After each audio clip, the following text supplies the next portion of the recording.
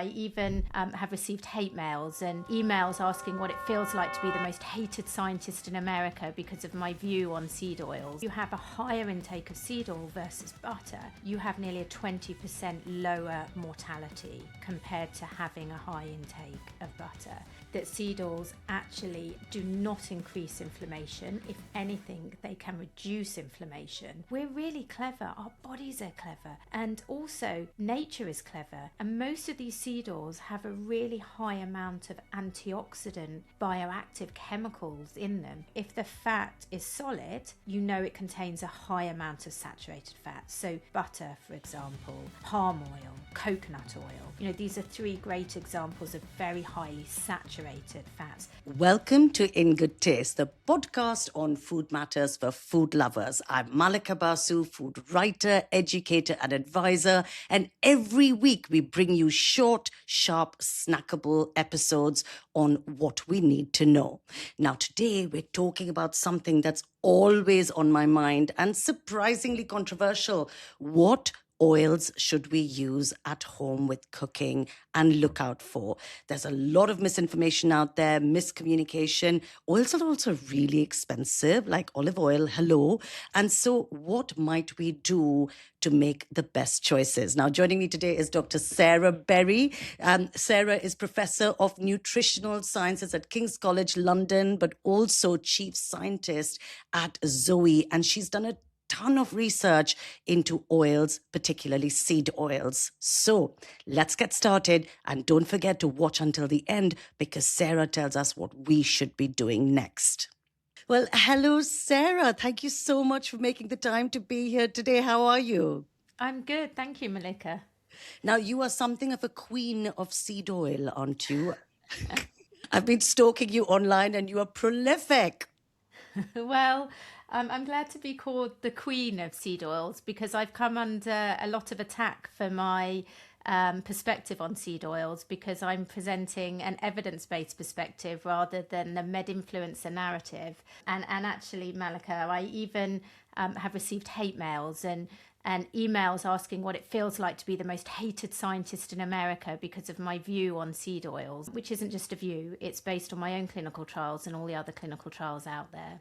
Wow, people get really emotional about this. That can't be any fun for you. I'm sorry to hear that. But of course, you have no links to the industry, do you? You are an independent scientist. Absolutely. All of the research I've done on dietary fat has been at King's College London. For full transparency, I have received funding from the Malaysian Palm Oil Board. So that's looking at the health effects of palm oil versus seed oils and other oils. But I haven't received any funding from the seed oil industry. Wow, well, that's a solid starting point right there. Shall we take it from the top? And are you please able to explain what a seed oil actually is? And are seed oils generally cooking oils? So most seed oils, yes, are used in cooking. Different seed oils have different qualities and can be used for different food applications. So it depends on the composition of the oil, particularly the fatty acid composition of the oil. But what we know is that on average, about 40% of seed oils are used in fried foods or in deep frying. We know that about 10 to 15% of seed oils are used in spreads, so like margarines, and then about 10 to 15% of seed oils are used, out of the bottle, at home, and how they are used will depend on each individual's use at home. But I think what's really important when we think about the health effects of seed oils is to recognise the huge proportion that's used in fried products, that 40%, but also that an estimated 60% of seed oils is found in ultra-processed or heavily processed foods. And I think it's important to have that context in your head so that when we're thinking about seed oils, we think about the foods that they're often delivered to us in, with 60% being many of these very processed foods. That is fascinating because there's a big difference there, isn't there? There's a big difference of if you're cooking at home, how these oils are used in restaurants, are they being... So we're going to slightly unpack that. Tell me, Sarah, what's the difference between a seed oil and a vegetable oil? So vegetable oil encompasses all oils of plant origin or vegetable origin. So when we think about a vegetable oil, we would also include olive oil, so extra virgin olive oil, for example.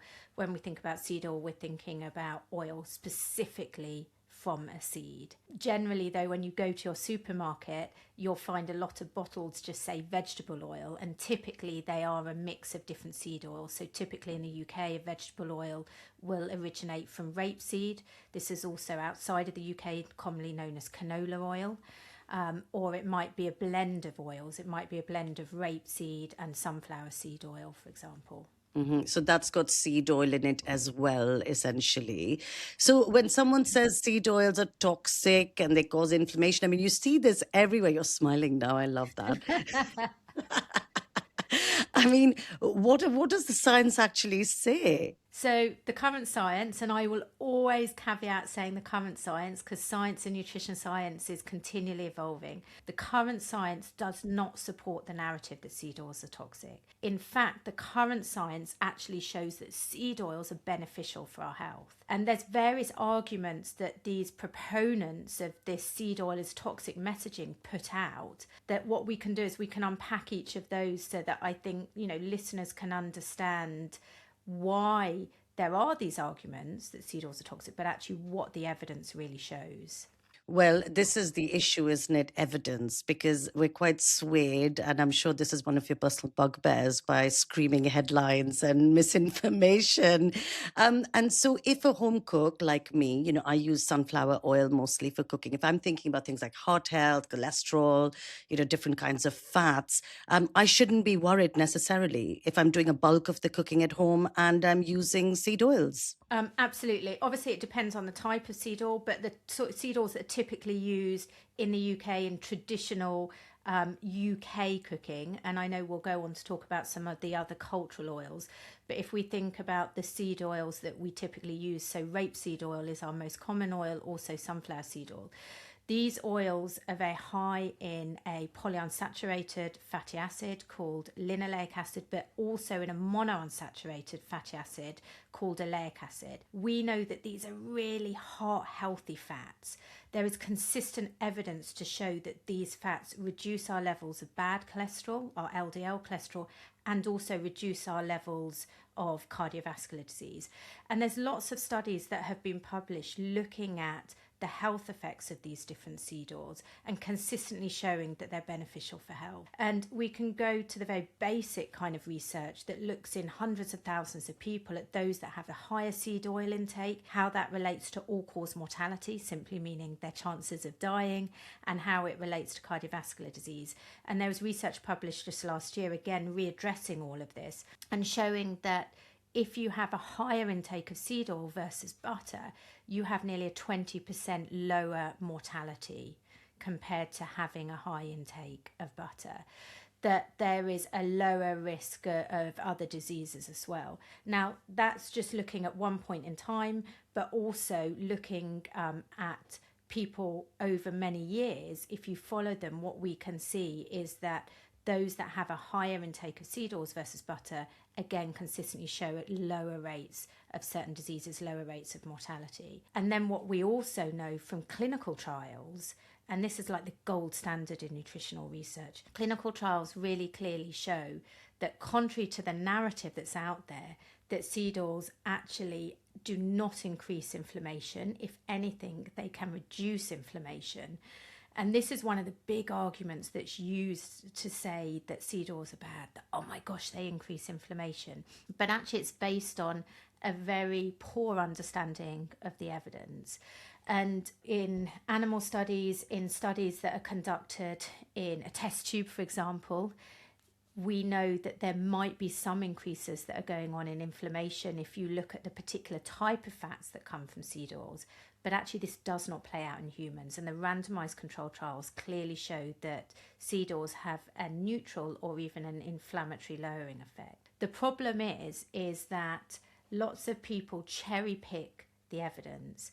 And for example, this whole narrative that seed oils are toxic because they are pro-inflammatory comes from what is a theoretical biochemical pathway. And so there's a particular fat that's found in high amounts in seed oils. It's the polyunsaturated fat, the linoleic acid. And what we know is that some of that can be converted to another type of fat in our body. And this other type of fat, which is called arachidonic acid, sorry to give you technical Wow, terms, you're but boggling my mind, but keep going, please. I think it's important because the problem is that, you have these influencers that throw out all of these clever terms, but they throw them out in a incorrect way often. So you convert one of these types of polyunsaturated fatty acids in very small amounts to this other kind of polyunsaturated fatty acid. Now, this other type of polyunsaturated fatty acid under certain stimuli can increase inflammation. So that's where this idea comes from, this theoretical pathway. The reality is that the evidence is very consistent in showing that actually if we increase our seed oil intake, we actually don't increase our amounts of that particular polyunsaturated fatty acid that can produce these inflammatory chemicals.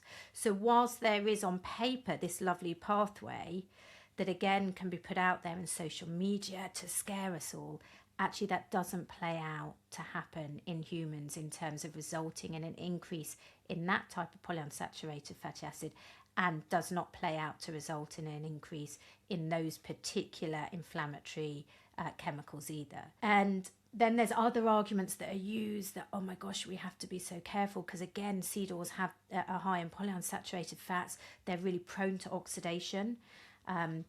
Which is basically becoming rancid, isn't it? Yeah, so it's why the oil becomes rancid if you leave it out for a long period of time in daylight, in air, repeated frying. But again, there's evidence to show, yes, this can cause oxidation in a petri dish, in a test tube. But actually, again, in humans, this doesn't play out. We're really clever. Our bodies are clever. And also, nature is clever. And most of these seed oils have a really high amount of antioxidant bioactive chemicals in them.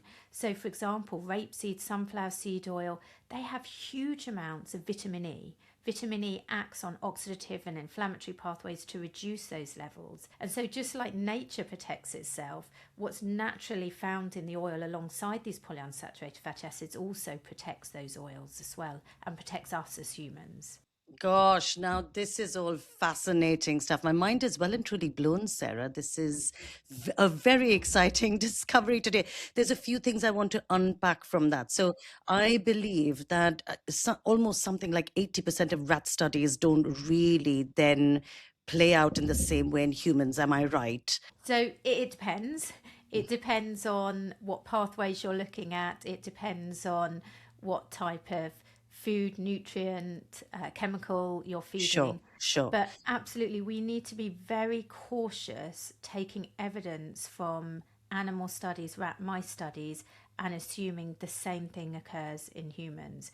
And this is particularly the case, in my opinion, for dietary fats. Yes, animal studies have historically been great for giving us a first indication of what's going on, but actually we need to look at how it plays out in reality in human bodies, but also within the context in which we consume those nutrients. And this is really, really important because, there's this whole argument, again, and miscommunication around saturated fats. And, the evidence is very consistent that a high saturated fat diet is linked to poor cholesterol, inflammation, and increased risk of cardiovascular disease, and again, increased risk of all-cause mortality, so chance of dying. But then if you break it down further, and as always with nutrition, it's more nuanced, it's more complicated, the source of the saturated fat is really important.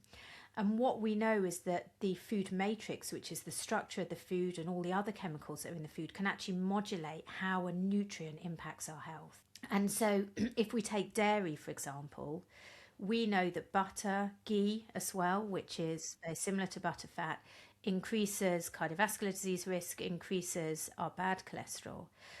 But if we take something like cheese or yogurt that has a very similar saturated fat composition to butter or ghee, what we know is that the structure, and we don't fully understand why, but this food matrix, the other chemicals that are in that, and the way that the fermentation process has impacted that, actually negates the impact of that saturated fat. So the saturated fat in cheese and butter as fermented dairy doesn't raise cholesterol and cardiovascular disease risk in the same way that it does in butter or ghee. And again, I know I'm introducing lots of quite complicated concepts here, but the reason I wanted to mention this related to dairy is, again, it's another example of how you can get these med influencers out there again saying nutrition scientists have got it all wrong, saturated fat is fine for us, look at this cheese study. And I think we need to look first at the totality of the evidence, that in general, if you're consuming more saturated fat, yes, you increase your risk of heart disease, you increase your risk of death. But as always, it's more nuanced, and we always need to look at the food within which that particular nutrient fat is coming from. That is such a good point, Sarah. And I do have a follow-up question on that. But before we go and move on, I'd love you to decode for readers who may not know, listeners that may not know the difference between saturated, mono, unsaturated, and I'm going to say this right, polyunsaturated fats. Just really, oh, check me. Like that just slipped off the tip of my tongue. What's the actual difference between those three things? Yeah, so when we consume fat, dietary fat, we consume it in the form of a particular compound called triglyceride, and these are made up of fatty acids. And there's three main types of fatty acids. There's saturated, monounsaturated, and polyunsaturated fatty acids.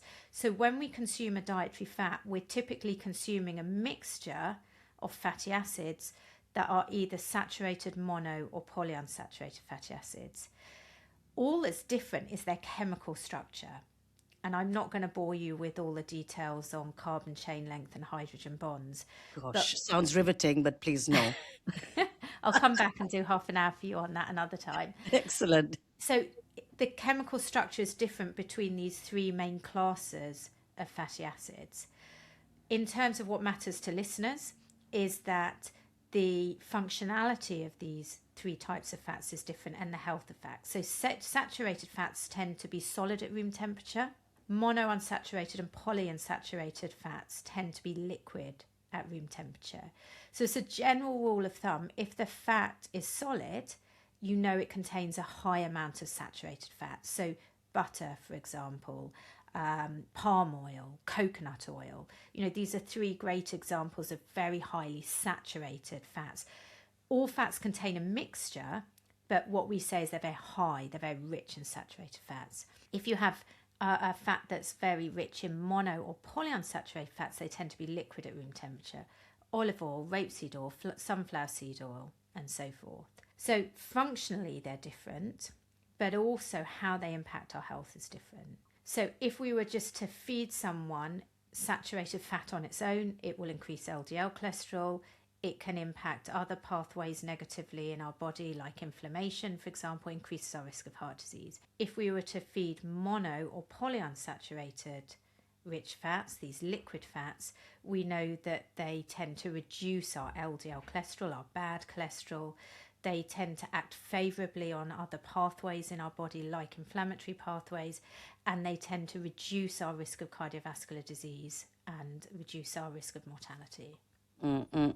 That is a very useful download. And so now to bring all of this back to the home kitchen and some of the decisions we make when we're out and about, should I be buying refined seed oil? Is there a difference between cold pressed, the fancy ones you get in the smaller bottles?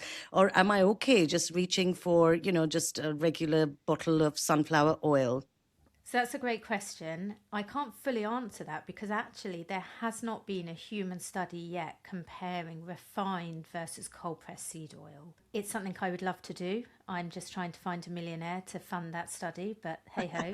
If a millionaire is listening, please reach out to Sarah urgently. This is in the interest of the public. What we do know is chemically how they're different. We do know from some animal studies, and we do know from some kind of test tube studies how they behave a little bit differently. What we know is that if the oil is refined, it tends to be more stable. You remove a lot of the unstable components from the oil. What we do also know is that if the oil is refined, it tends to have slightly less of some of the beneficial bioactive compounds. It's different depending on the different type of oil. For most seed oils, it tends to mean they have slightly lower vitamin E content. They'll have slightly lower polyphenol content, which are these wonderful bioactives that we know favourably impact our health. But the polyphenol content in the first place is quite low anyway. If you take vegetable oils, such as olive oil, palm oil, for example, the cold-pressed unrefined versions versus the refined versions are very different. So extra virgin olive oil is really rich in polyphenols. If you take refined olive oil, basically it becomes very similar in its composition to rapeseed oil. If you take palm oil, again unrefined, it has a kind of reddish colour because it's got lots of vitamin A, so beta carotene, that gives it that colour. Once you refine it, you remove that. So yes, by refining, you're removing some of these beneficial bioactives, but actually you're also removing a lot of the impurities in the oil. You're making that oil more stable. You're giving it a higher smoke point. You're making it more suitable for lots more food applications. And what you've also got to remember is the functionality of the oil. So that use in the kitchen, the fact that it does have a higher smoke point, so can reach higher temperatures before it degrades, in simple terms. But also you've got to think of the flavour, and different oils have different roles to play in terms of the flavour, the texture, those kind of properties that they deliver. And so if you were to fry an egg in extra virgin olive oil or bake a cake in extra virgin olive oil, what you taste is something very different to if you bake that cake with refined olive oil. Now, personally, I don't want my egg or my cake to taste of that extra virgin olive oil kind of very fragrant sort of taste. On my salad I want it, but not in my baking. That's me, my personal preference. So we need to think about that side of things as well when it comes to cooking. But unfortunately, there isn't evidence in clinical trials looking at refined versus cold press. What we do know is that the majority of the clinical trials that are out there showing the health benefits of seed oils, particularly rapeseed oil, sunflower seed oil, are from studies using refined seed oil. Interesting. And so I think this narrative that, we must all have these really expensive cold pressed seed oils, I think we need to be a little bit cautious that yes, they might deliver some more bioactives, but actually the evidence is very clear that refined seed oils are also very healthy for us. That is incredibly useful. And now you're talking my language, Sarah. We've gone into flavor and all sorts. That's such an important point because I think people forget that oils have flavor. So I grew up in India and my mum used to keep oil under lock and key. But we would never mix and match cooking oils because they have flavor profiles. So I will never cook Indian food with olive oil in the same way that I wouldn't cook pasta with mustard oil. I do think that we have to be a bit careful. And just to unpack another really important point you made is about the polyphenols in olive oil, the health benefit of olive oil. I think people don't realize you can cook with olive oil at a high heat. Is that right? Yeah, so obviously it's slightly different depending on whether it's the refined, so straight olive oil, as we call it, or extra virgin olive oil. So nearly all of these oils have quite high smoke point, as we call them. So that's the point at which they're heated that they start to degrade, which has two problems. One is that they just don't taste very nice once they degrade. And two, if you're constantly doing this over extensive period of time, then it may, and I'm saying this with a huge may, impact our health. But there isn't sufficient data yet in humans to say that. And so what we know is that most of these oils, olive oil, palm oil, seed oils, have quite a high smoke point actually. So they're quite safe to be used in cooking, used in frying. Was that your question now? I've actually Yes, no. They are very, that's exactly the question. But my question is actually that is it sensible? I think, sometimes I wonder whether these decisions, and you touched on affordability, whether these decisions are sensible. I mean, olive oil is expensive, especially nice olive oil. It has health properties, it tastes interesting. There are different types of olive oil. I don't deep fry at home, but I just wonder whether using vast quantities of olive oil to deep fry things or, cook Yep. dishes, large amounts of dishes is sensible, or would you rather just put a little bit on a salad or make some pasta with it? Do you know what I mean? Yeah, excellent question. I think there's a couple of points to that. There's the point that extra virgin olive oil, I think, is the queen, the king of oils, because it's got heart healthy fats. It's high in that mono and polyunsaturated fat that it is very healthy for us. It's also packed with these polyphenols. And so, in my opinion, the more olive oil, the better. I mean, I'm not suggesting that you go and drink pints and pints a day, but where possible, absolutely, I would use extra virgin olive oil. And that's the key, the extra virgin olive oil that's high in polyphenols. Whether you want to fry in it is another matter. And the reason for this is, firstly, it's very expensive. Secondly, when you heat extra virgin olive oil, the heating process can degrade some of the polyphenols. So you're losing some of the benefit. And I think this is the main problem with the frying of oils isn't, all of like these harmful chemicals being produced, etc. It's actually that you're not getting the full benefit of the oil rather than that you're harming. And, there's lots of studies showing that unless you are repeat frying seed oils, repeat frying at high temperatures, leaving the oil out day in, day out, day after using that same oil, only then do you start to get an oil that has chemicals in it that could be harmful for human health. Now, that's not going to happen for most people unless you're using one of these old-fashioned chip frying pans and you're using the same oil for 6 months. But typically doesn't happen in commercial settings, doesn't happen in the home setting. So the only harm from frying with something like extra virgin olive oil, using that kind of, is the harm to your wallet, your purse, and the fact that you're losing some of the beneficial chemicals. So in my opinion, I would probably, if I was using large amounts for home frying, I would probably use either refined olive oil that's a lot cheaper, or one of these bog standard vegetable oils, which is basically your rapeseed oil, because you're not going to be getting all of the benefit from the polyphenols. Some will still be present, but then you've also got the fact that you've also got quite a fragrant oil. Again, I don't want chips that have been fried personally in extra virgin olive oil. No, I can't imagine what that would taste like, if I'm honest with you. That is very, very useful advice right there, Sarah. And the other thing I want to ask you is, I heard a food writer say that they were thinking of replacing all their seed oil in the kitchen with avocado oil. And I nearly spat my tea out. That sounds like a very expensive indulgence to me. But also, is it sensible? What would you think? What would you say? Well, firstly, I don't know if you've seen the price of avocado oil, so they're obviously doing very well in whatever business they're in. Again, I would say that there isn't enough evidence to give you a concrete answer on that, and I'm sorry that I'm caveating some of these answers. What I can say is that the chemical composition of avocado oil is actually very similar to some of these other seed oils. So it's very similar, for example, to your refined olive oil, your refined rapeseed oil. It's got very similar fat composition, so very similar in terms of the saturated mono and polyunsaturated profile. Yes, it might have slightly different other chemicals, these kind of bioactives, but it's in quite small amounts, in my opinion.